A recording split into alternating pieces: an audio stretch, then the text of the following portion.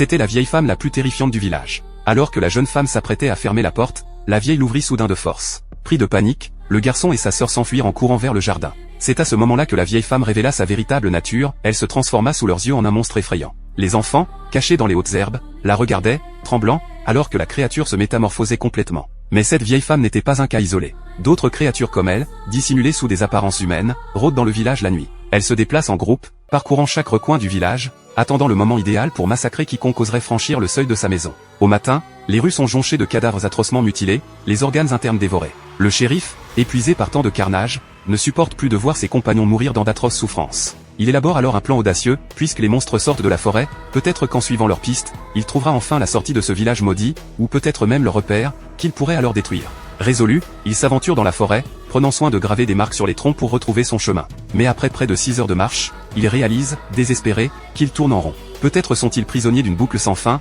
où ce village serait tout ce qui existe. Alors que l'espoir l'abandonne, la femme l'accompagnant entend un bruit au loin. Il s'approche et découvre, suspendu aux branches d'un grand arbre, des dizaines de bouteilles accrochées comme des talismans. Cela ne peut être que l'œuvre d'autres survivants. Curieux, le shérif tend la main pour en décrocher une, mais la femme est soudain prise d'une violente douleur à la tête et le supplie de ne surtout pas toucher aux bouteilles, sous peine de déclencher une terrible malédiction. Son corps se met à convulser et, contraints, ils doivent passer la nuit dans la forêt. Pour se protéger, le shérif accroche des pierres sacrées au-dessus de leur tente. En pleine nuit, la femme reprend conscience et découvre, horrifiée, que le shérif a tout de même pris l'une des bouteilles. À l'intérieur, une simple feuille de papier, sur laquelle est inscrite une suite de chiffres incompréhensibles. Soudain, des bruits de pas se rapprochent, et leur tente est brutalement secouée et traînée au sol par une force invisible. Puis, tout s'arrête brusquement. La femme pense qu'ils vont mourir ici. Mais contre toute attente, ils entendent au loin le son d'une sirène de bateau, accompagnée de faisceaux lumineux semblables à des projecteurs. Au petit matin, le shérif sort de la tente et découvre que l'arbre couvert de bouteilles a disparu. À sa place, des toiles d'araignées envahissent la zone, et pire encore, ils ont perdu toute orientation, impossible de retrouver le chemin du village. Peu après, au travers des toiles, le shérif aperçoit une vision troublante, sa femme décédée, attachée et hurlant à l'aide.